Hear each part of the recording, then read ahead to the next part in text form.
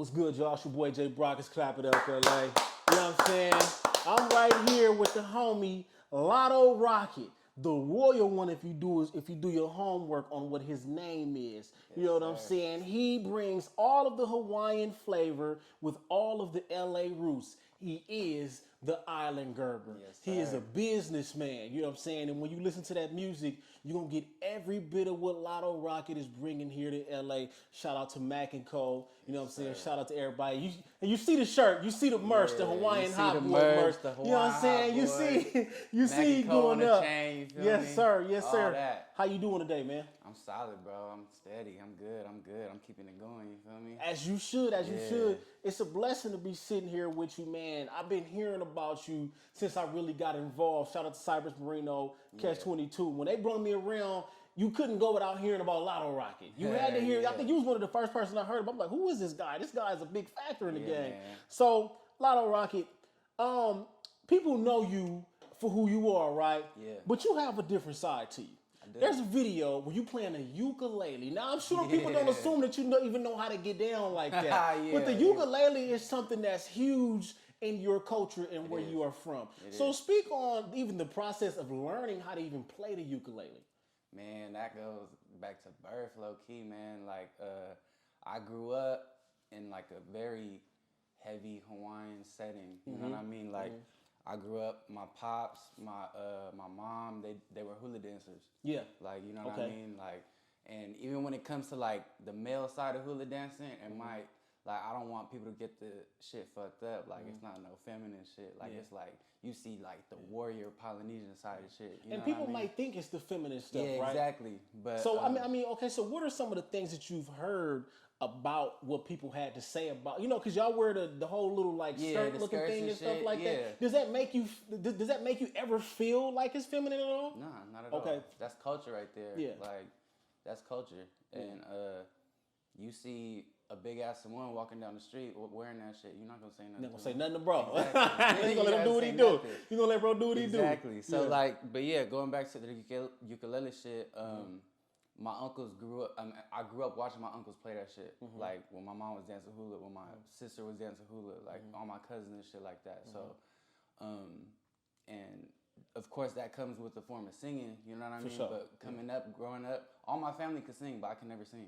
You couldn't sing. I couldn't sing. Okay, he was like, he the one that's missing the piece. Yeah, exactly. So like, but growing up in LA, you feel me? Like, I learned to play the ook is like growing up and shit like that, and then I would take it to school with me. Yeah. And then like being in the hood around the homies, of course niggas gonna start freestyling. Yeah, you know what I sure, mean? So freestyling like, off the ukulele. I'm in 6th, 7th grade playing it at school, and all the homies like we all start rapping and shit. We rapping in front of bitches and shit like that. You feel me? To look good and all that type of shit. So that's actually where like I feel like it started with me. Was literally playing the ukulele. Of course, like just doing my own thing with the chords and shit like that, but eventually some bars came out of it. You know what That's I mean? a beautiful thing. Now, when you carry, so you just naturally developed the love for the ukulele. I'm sorry, you said it a different way. What is it, ukulele or? It's ukulele. Ukulele. Yeah. Okay, like, so ukulele for those who get it wrong. The American connotation of it is ukulele. It's easy to say. You know what I mean? And that's like where people took it and ran with it. People say it like that in movies and shows and TV and all that type of shit, but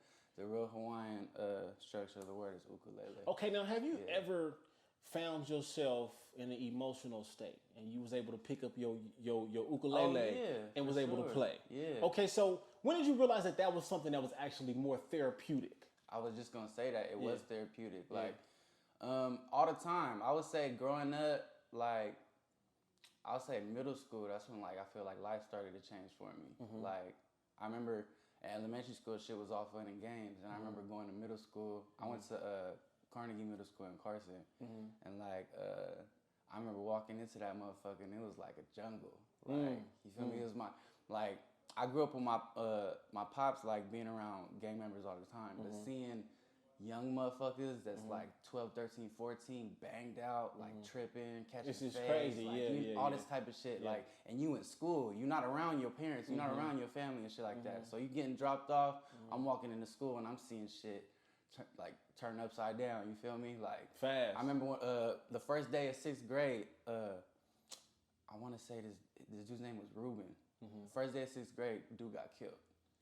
He got shot and killed on Avalon and Carter Street, right by my middle school. Like leaving school? Or Nah, it was later at night, but he was riding around with his homies who was older. Yeah. But the car got sprayed up. He ended up passing away. Rest in peace, Ruben. Rest in peace. Yeah. But literally, that's when the shit switched for me. I was just like, damn, like it's really like this. And then more shit started happening. Like anybody I went to middle school with would tell you, like shit would get shot up after school. Like I remember there was a drive-by right after school one time. Like there's an elementary school right across from my middle school.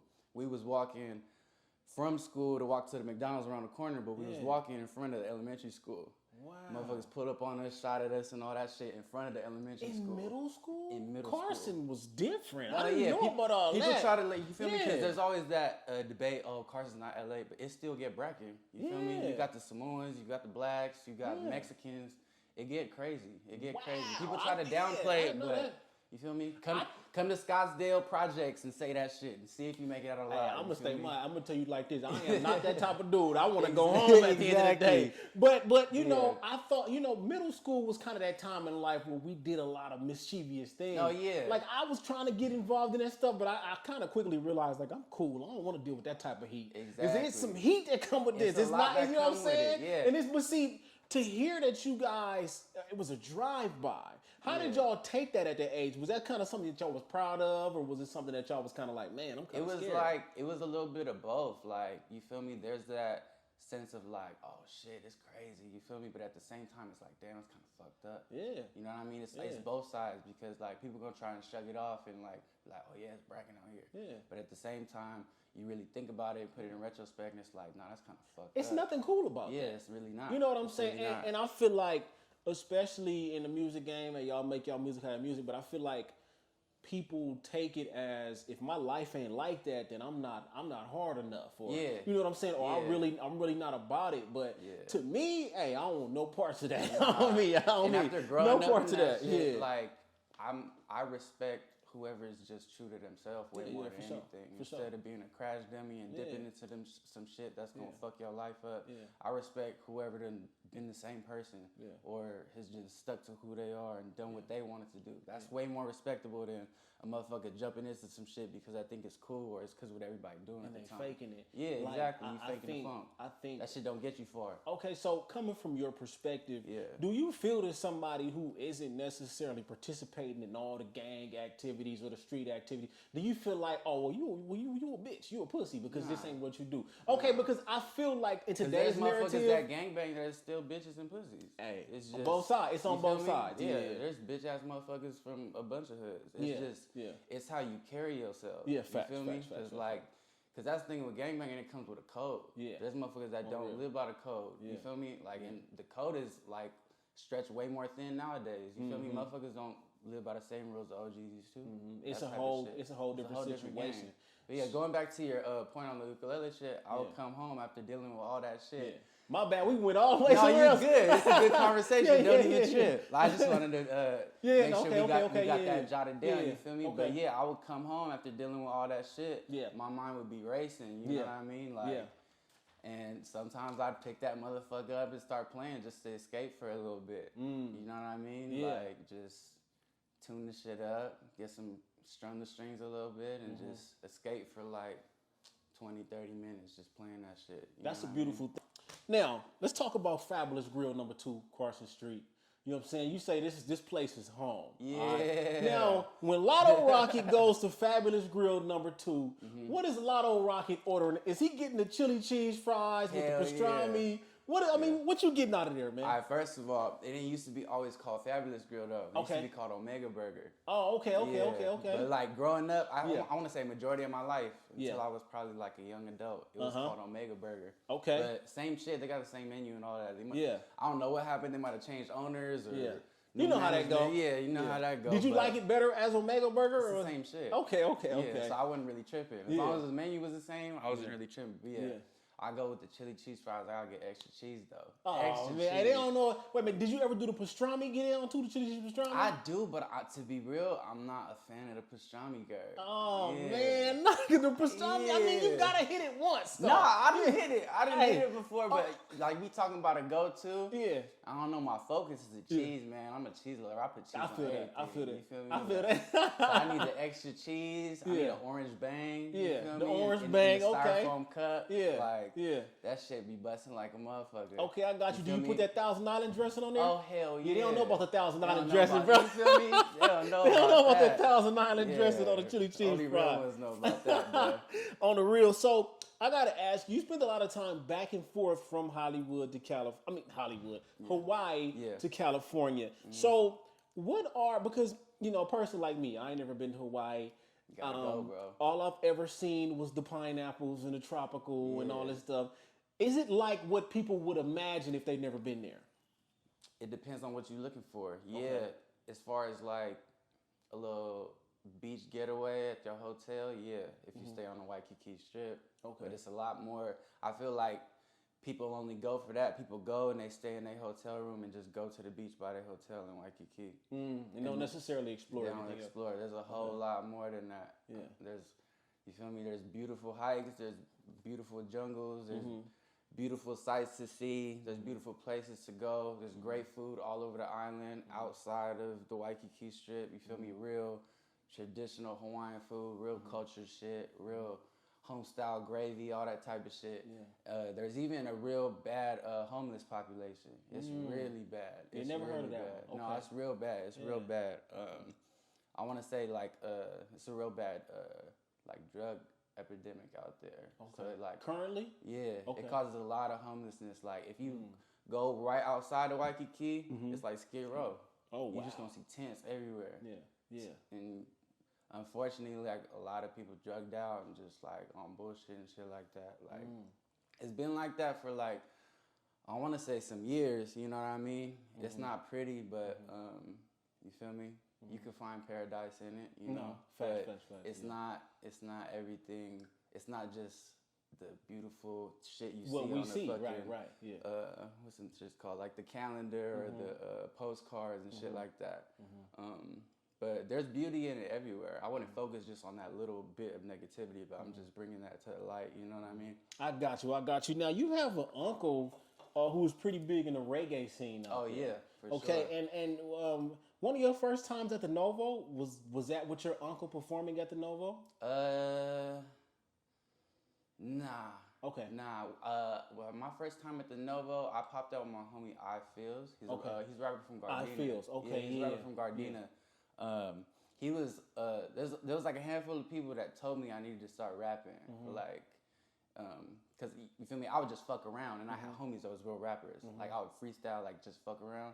They'd be like, bro, you really need to rap. Yeah, like, yeah. Cause like you feel me, I already had the bitches, I already had like the image going. And they Yeah. were like, bro, all you gotta do is talk Just into a rap, microphone. yeah, Like you got a story to tell, all this type of shit. But after I made like my first few songs, he was like, bro, like pop out the Nova, I'll bring you out. Yeah. He I think he opened up for Bone Thugs and Harmony or something like that. Oh, So, wow, that's huge. yeah. I seen that he actually had something to do with you being there for NBA Youngboy. I Yeah, Feels. he brought me out for NBA Okay. Youngboy too. See, that's so dope. like Yeah. that was dope, bro, Yeah. because I'm a big Youngboy fan too. Like So, I mean, how did when did you perform that day? yeah. Okay, so Yeah. when you performed that day, I performed the single, how did that, yeah. did you get to meet NBA Youngboy? Nah. Okay, He was surrounded by his people. by and his shit people, like yeah, you know that, how they go yeah. handle business and get Oh, up out of there. And I you feel feel that, me? yeah. It, like I would rather it be more genuine and like mutual greeting and meeting. Yeah, yeah, I than feel me that, be I like, feel oh, that. you feel me? Like, Yeah. what's up, bro? Yeah, You know what I mean? Like, I feel that. Because if roles were switched with another artist, I'd rather we be genuine too. Like, Got you. You know, got you. like.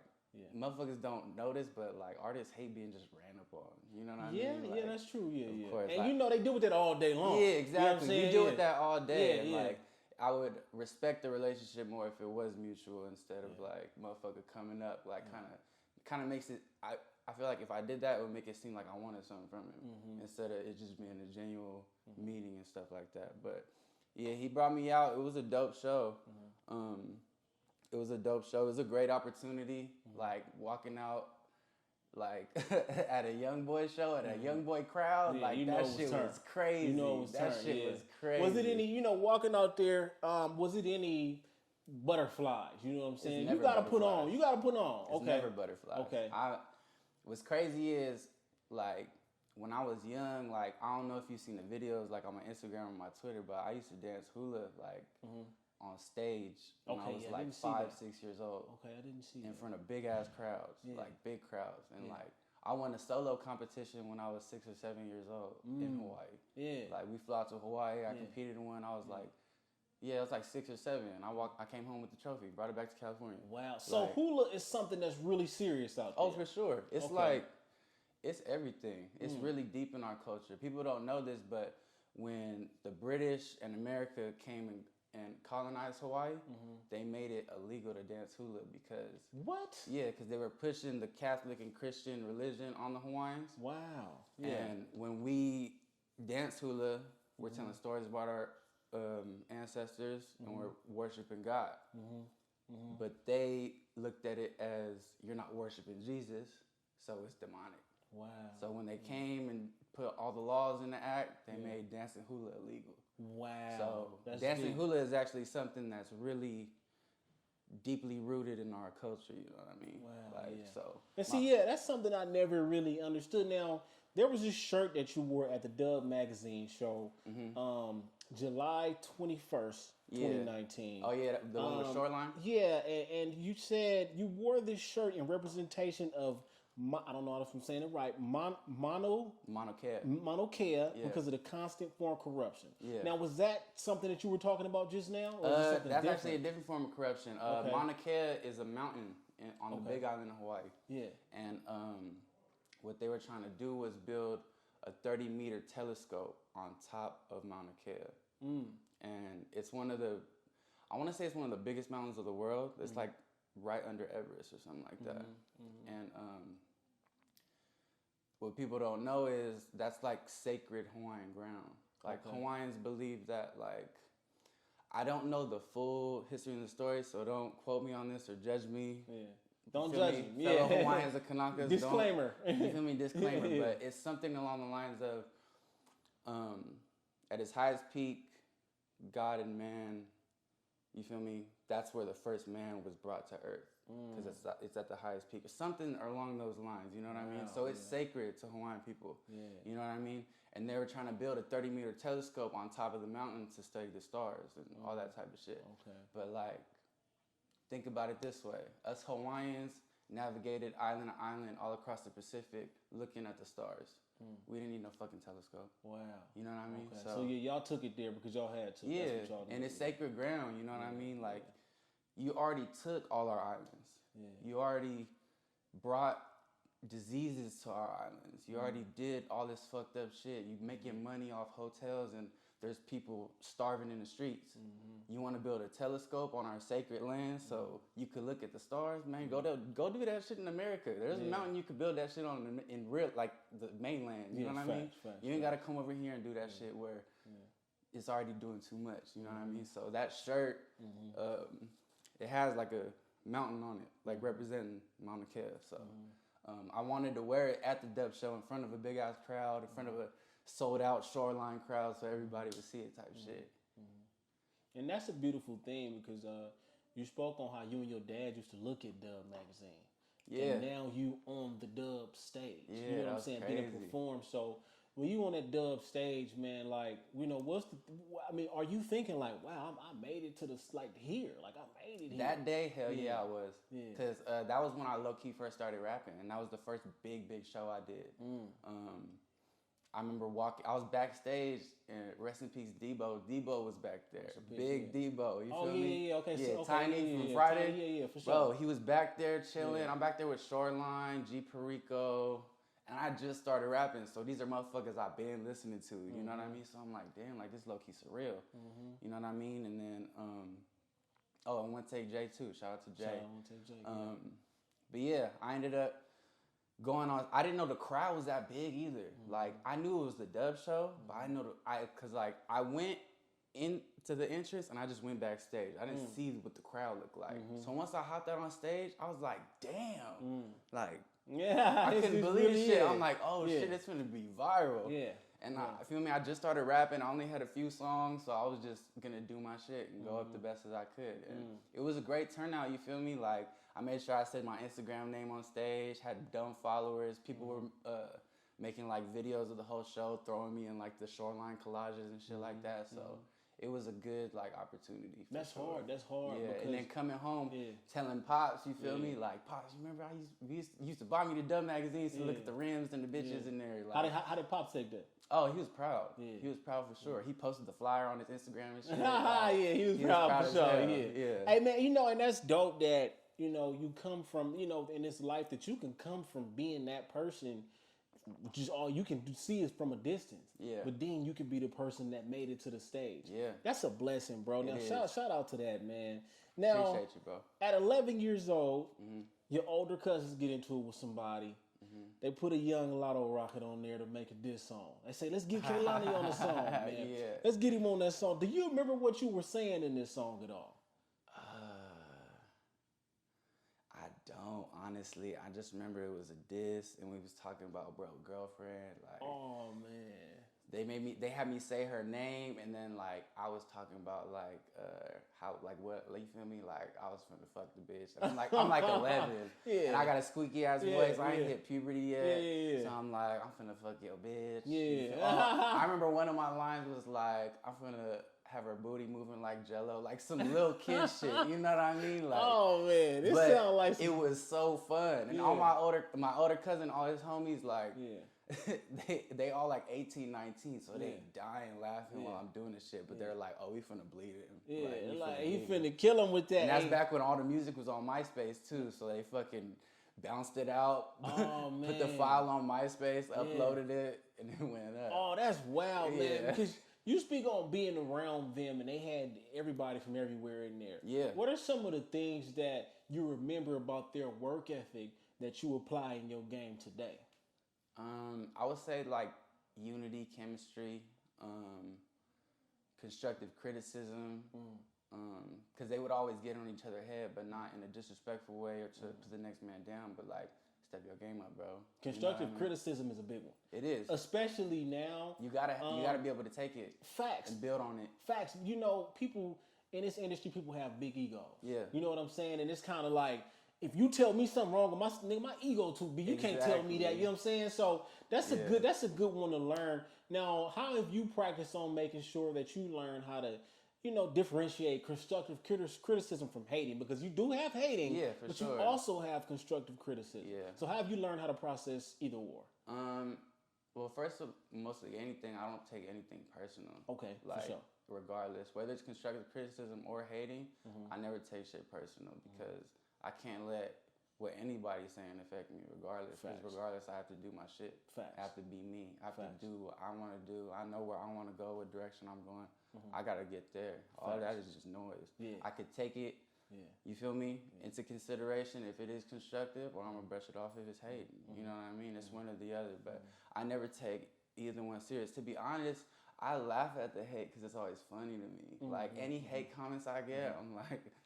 I mean, because you see them, and especially with social media. Yeah. It's all over the place. Man, I got fake pages in my DMs every day. Oh, that's wild. Like, the other day, it was Silas's birthday. You know Silas, right? Shout out to Brian Silas, a goat for real. Big dog, I interviewed him too,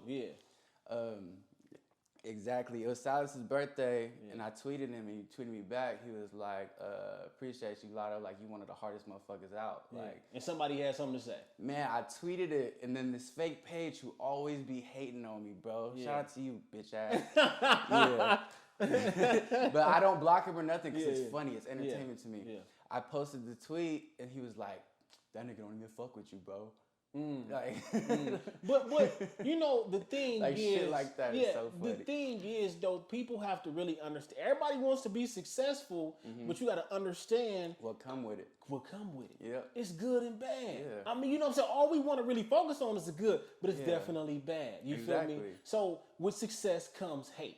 Exactly. And like they say, if ain't nobody hating, you ain't doing it right, or something like however that go. But it's a real good skill to be able to know how to just deflect it. It's a real good skill. And I mean, there's always gonna be love and hate. The energy you focus on is what's really going to depict what's going on in your mind. Facts. You know what I mean? It's going to be both always. It's going to be good and bad in life always. It's what you focus on. I'm going to focus on the people who celebrate me, people who bringing a good energy around, and people that's motivated me to be better. All that other shit, I'm going to leave it on that side. You feel me? That's what matters most, man. When you trying to go back and forth and do the Twitter finger thing, I mean, hey, to each his own, but you know, it's kind of, it's a situation, you know, I'd rather not get into for myself. Yeah. Now, August 4th, 2015, you would take a hike 2,000 feet above sea level at Oahu. Yeah, on Oahu. On Oahu. Yeah, it's the island, yeah. Okay, now let's talk about taking this hike, okay? Now, it don't look like you had any tools. Nope. It looked like you just had your pants on and you went up there barefoot and everything. That's it. Barefoot, though. Oh, no, I wasn't barefoot. Okay, yeah, I remember seeing those shoes. Yeah, I have my runners from the football facility on. Okay, okay, got you. Now these hikes. Yeah. When did you get into hiking, and what type of clarity do you get when you do hike and you just get to see the whole island and things like that? I always been a hiking ever since I was youngin'. Okay. Like I obviously couldn't do the big ones when I was little. Okay. But I remember, when I was young, we hiked YPO Valley on the Big Island, and that shit took like hours. Like I did it with my whole family. But yeah, when I got older, I started doing all the big ones. And when I lived in Hawaii, when I was playing ball out there, like that was my shit. Like on days off, I would look up the best hikes to do, like the secret ones, the ones that are blocked off and illegal to do. We hopping fences, taking risks. Yeah, we taking risks because that's the most beautiful shit. But we being safe about it because of course they're blocked off and illegal for a reason. But we making it happen. Now, when you take that hike, what's some advice that you would give somebody who probably never took a hike in their life? You know what I'm saying? What's some of the things that you experienced while on this hike, especially when you go on a hike with your entire family? Yeah. First and foremost, above everything, respect the land. Okay. Respect the land. That's a big one. Hawaiian people believe like we come from the land. You know what I mean? Like, and also it's not your land. You know what I mean? It's not ours. It's our ancestors. It's the gods who built it. You feel me? We're here to take care of it. So if we're going to look at this beautiful view, why are you not going to protect it and take care of it type thing? You know what I mean? So does that mean like no boo-booing and peeing while you out here and all that? Yeah. That's only natural, but don't litter. Yeah. You can get in Hawaii, you can get your ass beat for littering. Oh, they pack you out. Pack you the fuck out. You leave a water bottle, you get fucking packed out. Oh God. Wow. Yeah. Don't try it. I'm warning you now. Yeah. Respect the land. Bring water. Eat breakfast. Cause you feel me. And stay on the fucking trail. Stay on the trail. People get lost and they're never seen again. Yeah. Happens all the time. Never seen again. Never seen again. And then there's helicopter rescue going around for days trying to find the body and shit like that. Yeah, I promise you. I promise you. Wow. I promise you. He said never seen again. No, for sure. It's sad and unfortunate because you know people are curious. People think they're above the rules, or you feel me. But nobody bigger than the program, especially in Hawaii. You know what I mean? Like, and it even gets spiritual. There's folk tales and stories about people wander off and you're alone. One of them spirits gonna come grab you. Oh, that's different. Yeah. See, I would see. You know, I wouldn't notice nothing about that. This man, what's your favorite thing about hiking with your? Do y'all like tell stories as y'all going hiking? I know as people moving slower than others. Yeah. Then you got to come back down the mountain. Oh, that's the scariest part. Oh my goodness. That's the scariest part. But y'all love it though. Yeah, we love it. I would say the best part is the view at the top. Yeah. Yeah. I mean, and the journey up, because it makes the view at the top so beautiful. Like better, you worked for it, because like there's hard hikes. Like the one you was just talking about that was on top of the top of the island. Yeah. That shit took us like 6 hours. And we climbed up 3 waterfalls to get to it. Wow. Yeah. So I mean, but every now and then you take a break, sit down, catch a breather. Yeah. Drink a little water. Yeah. That type of thing. Just gather ourselves and shit like that. But because one of my things, if you know about the Culver City stairs, that's hard enough. Oh, yeah. We got one of those. Oh, okay, yeah, see, that's hard enough. Yeah, it's like that on steroids, though. It's like probably that times 3 or 4. Yeah, I could imagine. Shoot, I'll be down there about to pass out on the Culver City stairs. The only taste we get it at. Yeah. But no, there's actually a place in San Pedro. It's illegal, all that. Yeah. But when you climb the gate, you get it's a mountain, bro. And if you step wrong, it's a wrap. You falling down there. But I actually did an interview over there. The homie wanted to do it over there, so we had to climb down the mountain. We was basically in the water on a rock, and they had to climb back up the mountain. It was something else, man. Shout out to that place out there. So they let you. I mean, it's a risk, bro. Like it's almost suicide. You know what I'm saying? You tripping, like you know what I'm saying? You can't be scared to use your hands either. My homie Leo Mana, shout out Leo Mana. He lived on a big island, but he used to say in Oahu when I was out there, he would always say when we on hikes, don't be a hero. Don't be afraid to use your hands. Like, don't be a hero. Because people will try to walk down the hikes when we had to climb up it. You know what I mean? And you gotta crawl. You gotta crawl. You gotta crawl backwards. You gotta use your hands, get your fingers dirty, all that type See, of that's shit. a different level of mental toughness. Yeah. Especially if you start this off at 5, 6, 7 years old. Yeah. Do you know that's the mental toughness that you build in there? Is. So do you feel like that has worked to your advantage growing up and dealing with just everyday situations because you building that toughness as you go on a hike. Yeah. You know what I'm saying? Yeah. So in what situations do you feel like that you were able to take advantage of that mental toughness outside of doing a hike? I would say everything. It's just like you gotta keep going. You feel me? You're gonna hit the finish line eventually. You're gonna get to the top eventually. Yeah. You know what I mean? And then when you get there, it's gonna be beautiful. Yeah, and see, it's like I don't know if I want to say a metaphor. Yeah. But it goes hand in hand. Yeah. The journey to the top like is rough. Yeah, the journey to the top is rough. Like you said, y'all got to get over waterfalls. Yeah. You know what I'm saying? You got to take a break here and there. But when you get there, you realize how worth it is. Yeah, you take a breath of fresh air at the top. Like, man, it was worth it. You feel That's me? a beautiful thing. Yeah. Okay, so I got to ask you, LA or Hawaii? Oh, that's tough. That's tough. I don't know, because that's like conditional. Like, okay. I want to say LA because of everything I want to accomplish. Okay. When it comes to music. Yeah. You know what I mean? Yeah. There's more opportunity out here, unfortunately. Because if there was as much rap music opportunity in Hawaii, I'd be out there. Okay. But it's so much to do out here, so much to accomplish. Like, this is where the trends start. It's like, you feel me? And I feel like it's more me. Like, nothing, and regardless, you feel me? I'm a Hawaiian hot boy. I'm who I am. You know what I mean? It's in my blood, that type of shit. But you feel me? I go to Hawaii, but I'm the ratchet cousin. With all the gold on and the gold teeth. Like, you feel me? Like, it's just different. Like, I have much more of a fast-paced mentality. It's very laid back and slow out there. The speed limit on the freeway, 35 out there.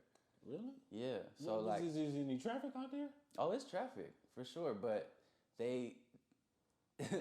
Why is it so slow? They don't want you to be in a rush. They don't want it to be like a fast-paced thing. You know what I mean? Wow. Everything is so laid back. The music's laid back. People don't even listen to like rap out there. The main thing is reggae. You know what I mean? Everything's family-oriented, laid back, all about love, all that type shit. So like, it's a different vibe. Yeah, growing up how I grew up is just different. It's like, of course, I feel like I'm home when I'm out there, but I feel like there's so much more I need to do. Like when I was out there for so long, I started to get, they call it island fever. Like I felt stuck for a minute because I knew there was more I wanted to do, more I wanted to accomplish with, and with what I wanted to do, I knew if I came to LA, then it would pick up more than it would out there. See, that's deep that you said that because I feel like maybe people relate to that more, okay, because in your situation, being somewhere kind of done that to you. Yeah. There's a lot of people who work a job that feel like I'm stuck. I got to get out of here. Exactly. Like I don't like it right here. Like, how do I get out? And I'm one of them people. I felt that. Nah, you know what I'm saying? When I was working a job, I swear, bro, it'll be days where I'm like, I'm stuck. Like I'm in a box or something. Like I have to get out of this. How do I escape? Yeah. You know what I'm saying? So that's deep that you said that. And so when you started feeling like that, you kind of like, I got to get out of here. I got to go away. Sure. And well, okay, because you got family on both sides. Yeah. So it's not really you going outside of your comfort zone, is it? No, not at all. Okay. I feel, to be honest, I feel more at home and comfortable on the family side out there. Okay. It don't ever feel like I'm coming out of my comfort zone, but like I just feel more at home in a sense here. Like when it comes to what I need to do. Okay, like, got you. I feel like out there, I was wilding too much because I was too comfortable. Okay. Like, when I stopped playing ball out there, I was trapping, I was wilding out, I was with bitches every day, just not getting nothing done though. You know what I mean? I wasn't working towards nothing. I dropped out of school, you feel me? I was around a lot of shit, around a lot of drugs, you feel me? And then motherfuckers who know me know this, like, I ended up overdosing in 2015. Ooh, yeah, in October. Ooh, yeah, in October. What did you? Xanax and Lean. Okay. So when you OD, I mean, I wouldn't know what the hell that feels like, and I don't want to know what it feels like. But when you OD, what do you remember going through? Well, first, I was kind of, because I didn't want to stop playing ball. Okay. Like, I blew out my knee. Okay, damn. Okay, look. All right, so since we talking about this, okay, you in Hawaii. Shout out to Coach A, my boy Melvin, Dijon. October 21st, you would make that post 2015. You say, fuck the NCAA. I'm dropping out to be a SoundCloud rapper. And that's just what it's going to be. You know what I'm saying? Exactly. Okay. So because we got to double back into that right there. Okay, for sure. Because one thing I feel is very important is that people need to understand the process of leaving the game. Yeah. You know what I'm saying? But I heard you say that you feel like you did everything you could, so you didn't really feel no regret. No, exactly. But when you walk away from the game, let alone a goddamn Division I school, you know what I'm saying? When you walk away from all of that, it wasn't tough. It was really tough. Okay. But at the same time, like, the doctors was telling me my knee was never gonna be the same. I'm not gonna be able to cut and do the things I do, like, probably ever again. And they're like, oh, it's a problem. Your knee gonna pop out again. I'm just like, what the fuck? Why am I gonna do this then? Like, and it wasn't that I didn't want to do it, but I didn't want to keep going through what I was going through. It was a lot. Like, cause I worked really hard. I'm not gonna lie. When I first got there, I remember my first practice. Like, we was doing one-on-one drills and I played corner. Like, they put me on, like, the first team. I mean, they put me against the first team thinking that I'm gonna get routed up, and I locked niggas down. Locked him down. You feel me? So, like, I moved up the depth chart really fast, and it motivated me even more. I'm like, oh, bro, you feel me? I'm finna go up. Like, and then what hurt me the most was I got hurt during practice. I didn't get hurt during the game. Yeah, that's something else. My knee popped out, dislocated it. I tore my patellar tendon and a few ligaments in my knee. And then I was mad, bro, because there was so much opportunity, you know what I mean? And it was something I worked for so long, like low-key my whole life. Like, facts. That's what it be. I got pictures as a kid wearing Hawaii jerseys, you know what I mean? And I finally was in that position, had my own jersey type shit. And then, but was that huge in the family? Hell yeah. Okay. Hell yeah. I had a going away party in LA. My whole family was there going crazy, just so proud. They had posters, everybody signed them. Like, I had little cousins that played Pop Warner. They coming in, they crying because they're so happy for me. I'm signing my letter in intent. Like, you going to school at home. Exactly. Do you have any more family members that went to Hawaii? I had my uncle Hiram. He played for Hawaii, but nobody else really. Okay. But yeah, he played for UH. He's from LA too though. Okay. And he actually in the movie Longest Yard. Oh, word? Yeah. Who was he? He's the Samoan. He don't got no lines. He's just a Samoan dude in the background with braids. If you ever watch it again, okay. I'm gonna definitely be on the lookout for that. Okay. But yeah, he played at UH. But besides that, nah. So so like it was a really big thing for my family. It wasn't like a traditional type thing. You know okay. Like, Cool. Okay. So to make it out and make that happen, and I was the first like person from my family to go to university. Like, and then you go there of all places. Yeah, my pops didn't finish high school. My mom's finished high school, but she didn't go to college or nothing like that. And like, so to go to a university and do what I do, and like to be the first Division I athlete in my whole family type thing, like that's big. Huge. That's huge. Yeah. So where are you? Like, did you get a scholarship? Did you walk on? How did that go? I had a half scholarship. Okay. You had a partial. Okay. Well, I know you got kicked out of Carson High School. Yeah. Did you finish playing ball somewhere after that? Yeah. Or? Okay. Where'd you? I got kicked out of Carson, and then I went to North Torrance. Okay. I was supposed to go to Narbonne, but like my and that's when Narbonne was heated too, huh? Yeah. Okay. Shout out to Narbonne. I was hyped to go to Narbonne because they was just as good. And because like Carson and Narbonne would play each other in the city championship all the time. If it wasn't Crenshaw, we beat them both in the championship. You feel me? My years, exactly. You know we whooped Narbonne and we whooped Carson back to back on me. You know what's going on. Yeah. So like, I played with Darius Rogers, Justin. Yeah, shout out. You played with Darius Rogers? Yeah. Did you play against us? Because we played against Carson in 2010 in the championship. I left my sophomore year. Okay. Yeah, gotcha. that was my team. Okay, you know what I mean? When we was younger. Yeah. Like we was all on VAR as special teams kids. You know what I mean? Like, and then Carson came out with it, the band. No, I'm like, ooh, Carson for sure. Okay. Carson used to go up. So when I did end up getting kicked out, I was mad because like I knew the caliber of that team and what it was gonna be. Like younger, I knew we was gonna go to city senior year, and we did. We played y'all, and Anthony did his shit on us. Hey, whoever the quarterback was, I busted his nose, made his nose bleed. Shout out to bro. I heard he ended up going to Hawaii or something like that. But shout out to Carson because.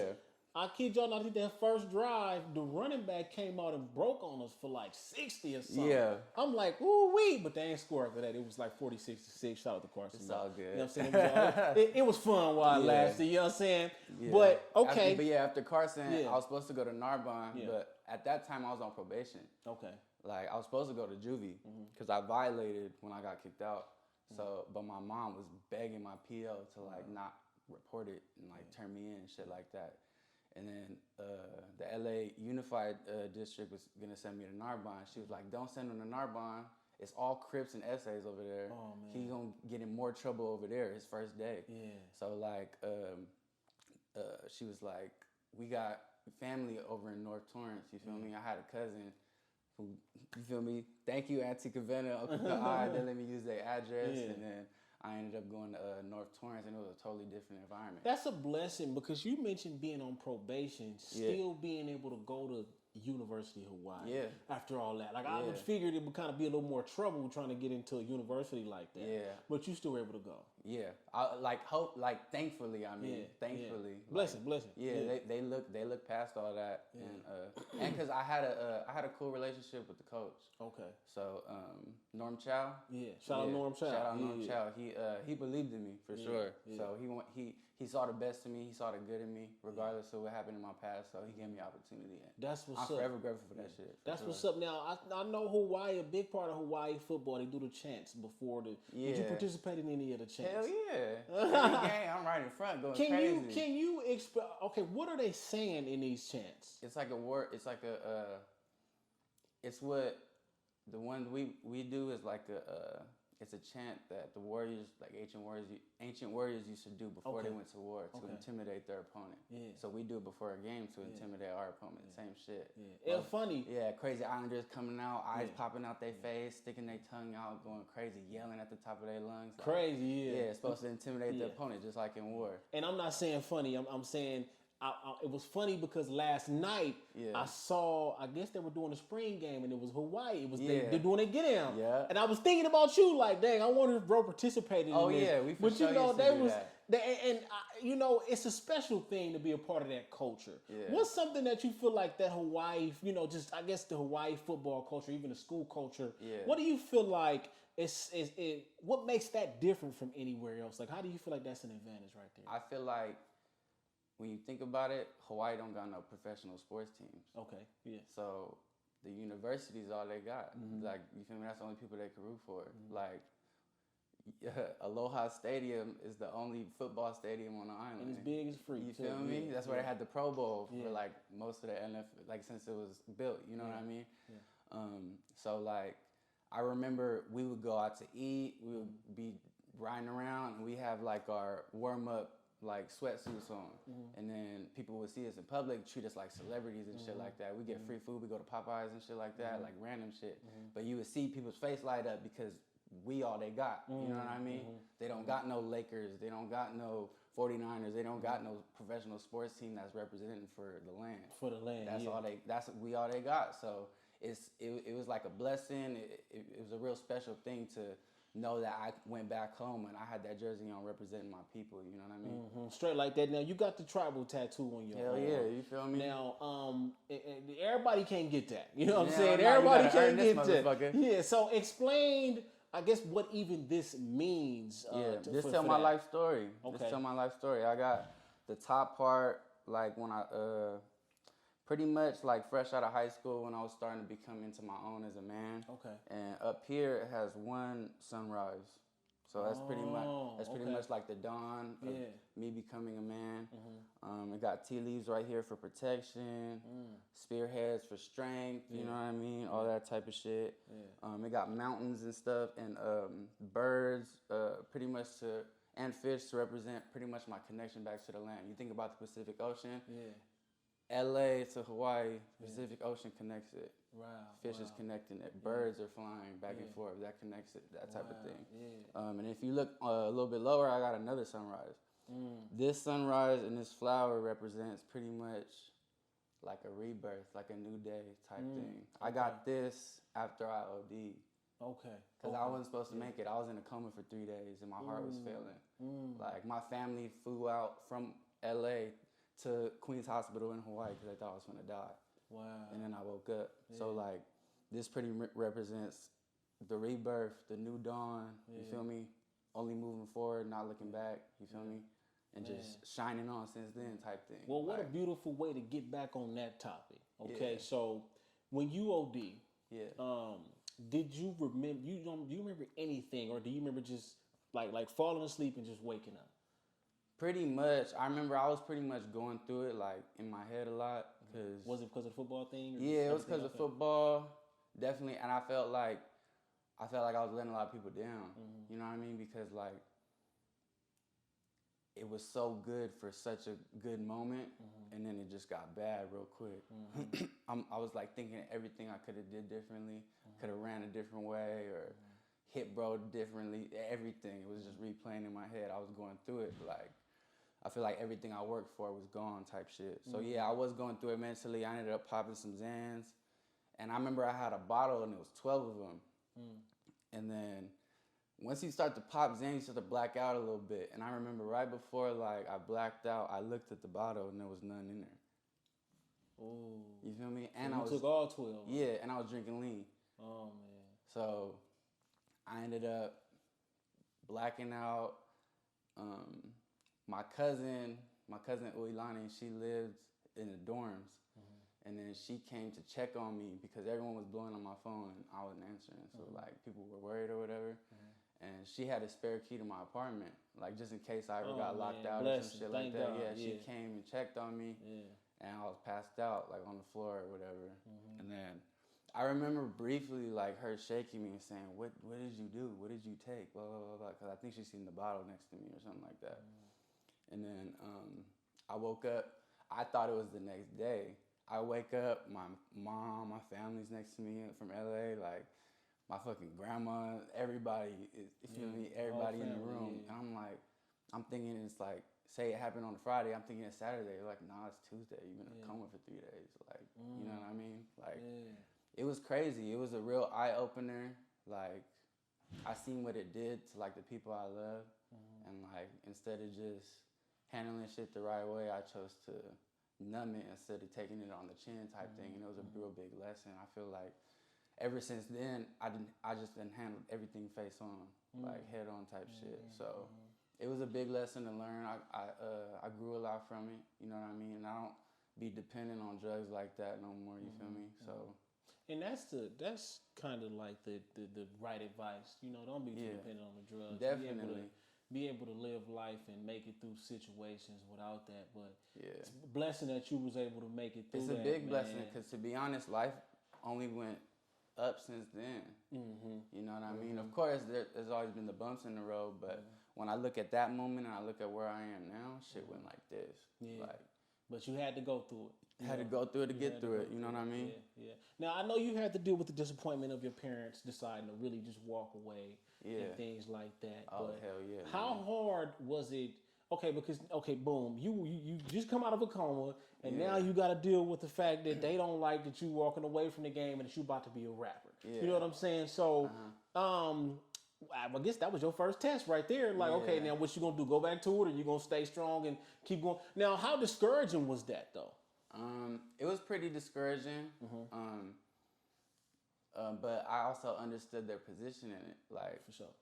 if my son was playing D1 ball for his dream school, and then he just wanted to stop playing and then start rapping, I'd be like, what the fuck is wrong with you? Like, It don't make no sense, yeah. You Because know it's what I not mean? immediate. It's like, I see with this game, what do you call that? It's not the instant like glorification. it's not the instant gratification. It's not the instant gratification here. Exactly. You might see somebody busted here and there, but it's rare. Exactly. You It's know, a process. so you thinking that you thinking about it like, bro, what in the and that's exactly what it was. Yeah. Like, I had to earn their respect for my new choice in life, and it took a while. It probably took until they came to see me on the Taco Sun tour. Either that one or one of the Shoreline tours. One of them. I just remember it being a sold out show, and my pops, my mom, my uncles, they came to the show, and then.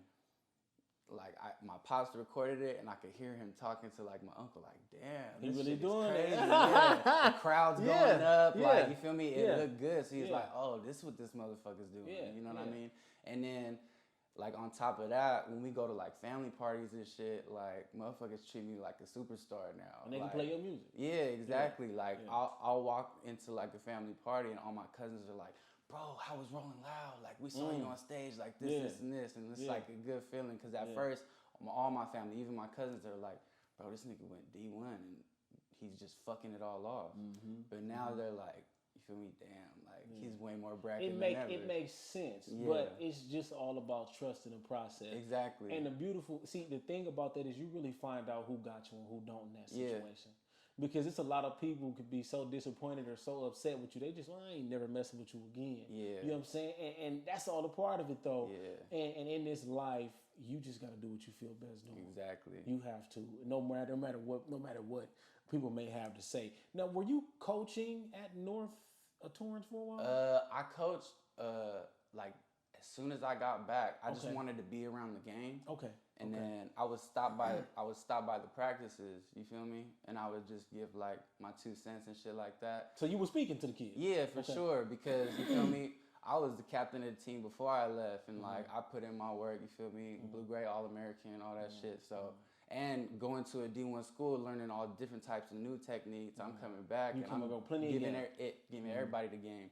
And then I made it frequent. I was going to the practices every day just because I wanted to still be around the game. So eventually one of the coaches handed me a coaching jacket because I was going to the games too. And he was like, "All right, coach," gave me a whistle and everything. So then I was just doing that like voluntarily. But then the defensive coordinator at North ended up getting the head coaching job at South. Okay. And then he gave me a call. He was like, "Man, I need a defensive coordinator. Or no, a DB coach." He's like, "I need a DB coach."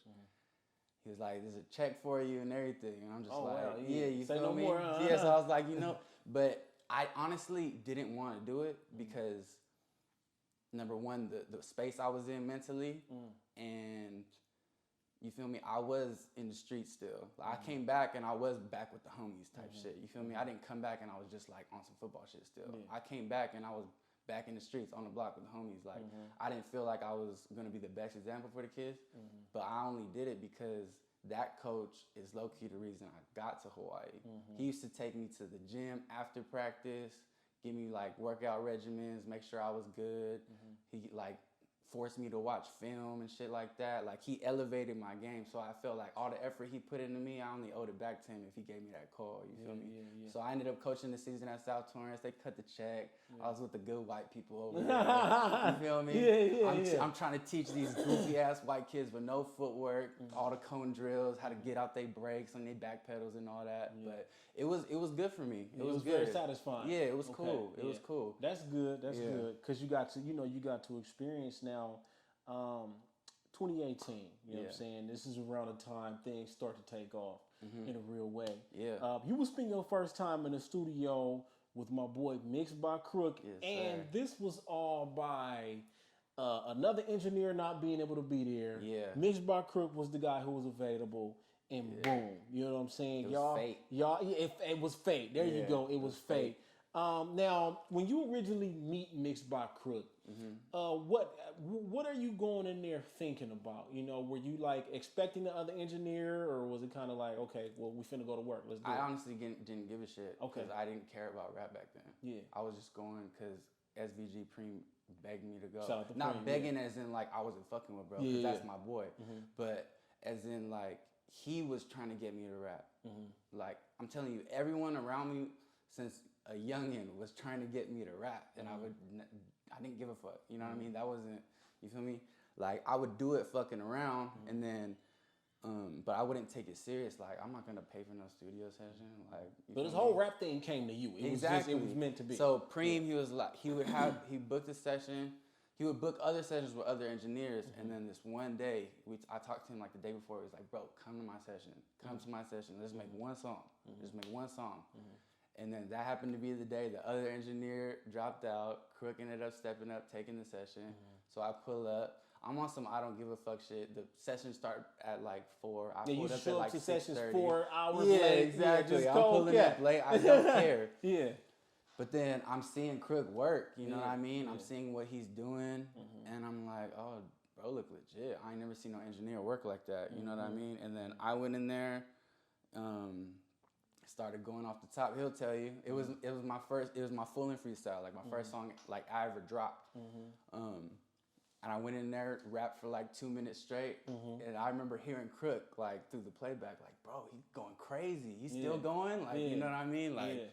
And then Preem's like, I told you, bro. You know what I mean? Like I've been trying to tell him to get in here. Yeah. So then I went, got out, gassed up, and then he was like, bro, like you got other songs? I'm like, nah. And he's like, bro, you need to rap. Like you got something. You can really do something with this shit. And then. Not just that, but like hearing him mix my voice right on the spot, I sounded better than I ever thought I would. Okay. So I'm like, it gave me more confidence. I was like. So were you kind of like unsure about your voice before that though? Because a lot of rappers. Yeah, I never liked the way I sounded. Okay, yeah. See, a lot of rappers admit to that. That's the crazy part. I didn't like the way I sounded. Yeah, okay. I didn't like, and that's going from a raw take. You know what I mean? Just a straight rep take. Crook putting plugins on my voice, compressing it, putting whatever on it, and I'm hearing it. I'm like, damn, this shit bang. Like I don't know what he did to it, but this shit is hard. It made me want to keep doing music. So when he told me like, bro, keep rapping, like you can do something with this shit for real.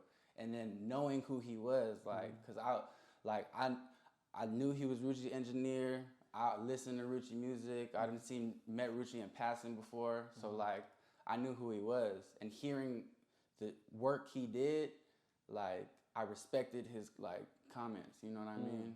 Like so, I took his 2 cents and I put it into action. You feel me? Okay, now knowing Mixed by Crook the way you know him today, what are the things that you know? I mean, admire, if that's the word, or what are the things that you have even seen Crook come from back then to where he is today? Yeah. What are some of the things that you notice about him, and what are some of the things that you admire about what he does? First of all, his work ethic. Yeah. Bro works like no other. He don't stop. He don't stop, and he don't ever make excuses for himself, no matter what's going on in his life personally, or if he had, like, I remember when Crook used to have a job, and like he would have to work at 6 a.m., but he would be in the studio from 8 until 5:30, and then go to work, no sleep. Yeah, you know what I mean? Like, and then he would work from like 6 to the afternoon type shit, like, and do it all over again the next day. And he wouldn't even bat an eye or complain at all. Like, you feel me? It was all about the work, the grind. You could tell he wanted to be there, and like, and it wasn't just to get a bag. It was because he loved it and he wanted to get better. Like, mind you, Crook is already great, but you could tell he has this hunger in him still. And that's something I always admired about him, and it rubbed off on me. Like, because... That's why they say you iron sharpens iron. It does. Your company, the company you keep. For sure. Yeah. And like, I'm forever grateful for him, because when I first started rapping, he would take me to sessions just so I could soak up game. Yeah. You know what I mean? Yeah. Like, he would take me... every session you could think of.